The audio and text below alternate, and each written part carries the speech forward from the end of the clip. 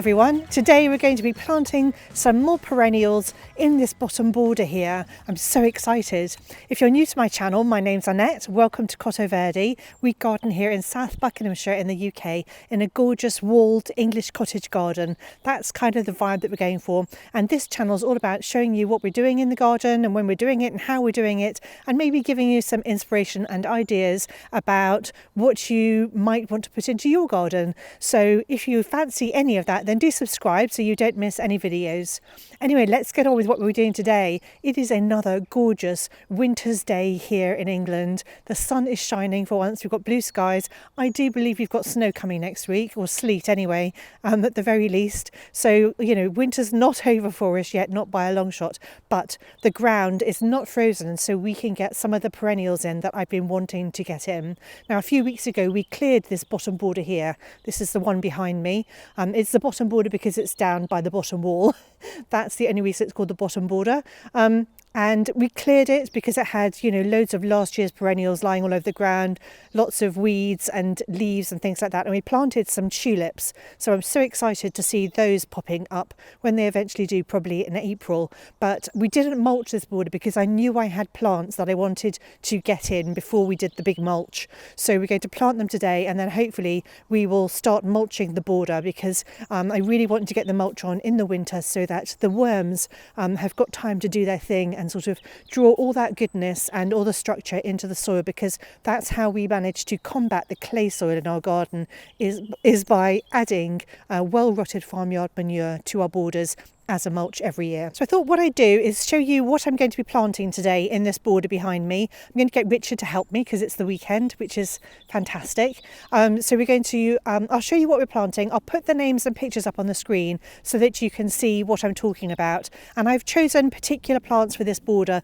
that will go with the colour scheme that I've got going here. So, you know, if I'm talking about any plants that I think that they'll go nicely with, I'll put pictures of those up on the screen too, so that you can see what I'm trying to create, hopefully, and then, you know, come back in the summer and I will do a tour and you'll be able to see whether any of my aspirations have come to life. So one of the plants I'm planting today is a meadow rue. So it's called Thalictrum delavii.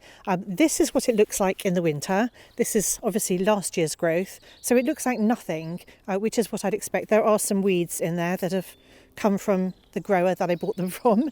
But this is a gorgeous statuesque plant. It grows to about 1.2 metres tall, so that's about 4 foot. And I'm going to put one next to each of the obelisks. And I think they're going to be really beautiful. They've got like purple flowers with yellow stamens, really long upright stems, and they should flower right through the summer, especially if we deadhead them. The other great thing about the Thalictrum is that it's really good in part shade.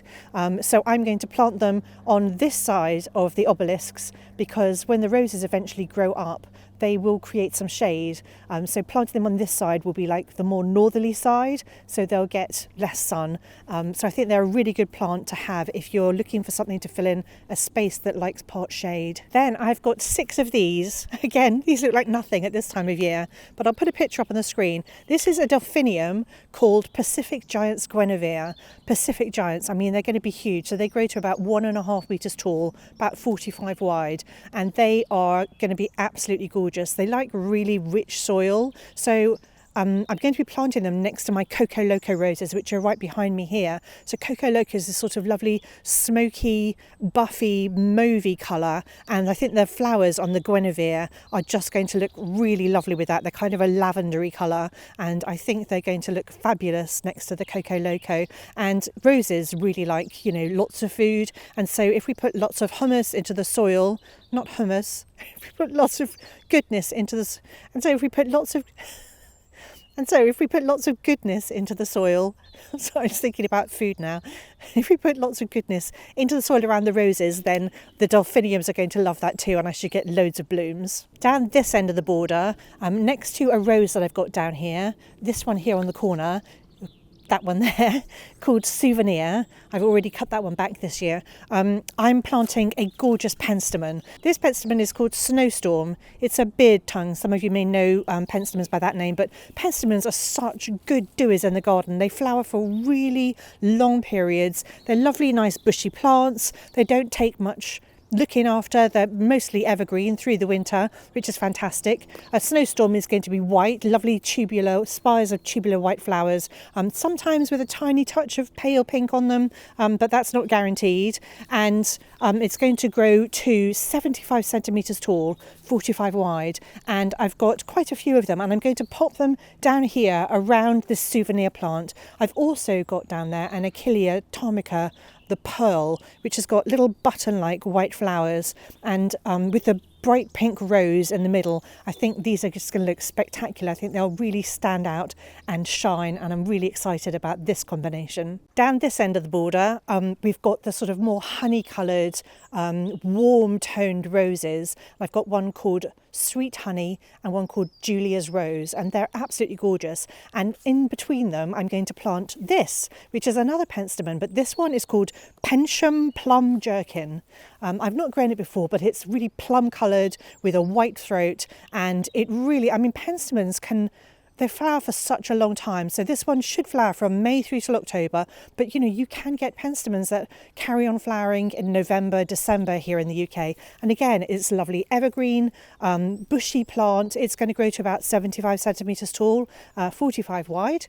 And I think that's just going to be a nice, really nice contrast. I really like oranges and purples mixed together, and I think it's going to look fantastic down here. Down this end of the garden, I'm also planting this, which again looks like twigs with a few leaves on it, but this is a salvia called Peach Parfait. So it's going to have really lovely pale apricotty peach tones on darker coloured stems, like with a purple tone to them, and I think it's going to look really lovely down here with the rose called Sweet Honey. So I'm going to be planting in this area. I've got 5 of these, so I think it's going to be just this fabulous splash of colour. They will flower for a really long time again, so at least June through to October. They're lovely and hardy here in the UK, and I think one of the websites I checked, I haven't grown this before, but even though the tag says that they'll grow 50 by 40, I think 50 by 40?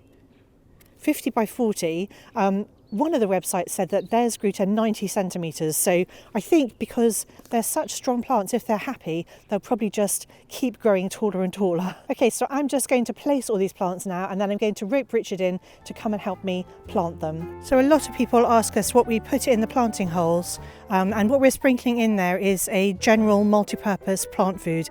It's not the one that's in the box. I've just decanted it into that box, into that tub, because it's smaller and lighter. We buy like enormous tubs of it, so it's not Miracle-Gro, but I'll put a link in the description below to the plant food that we use if you're interested. I can't remember the name of it, but we always use the same plant food whenever we're planting plants. It's always going to be the same.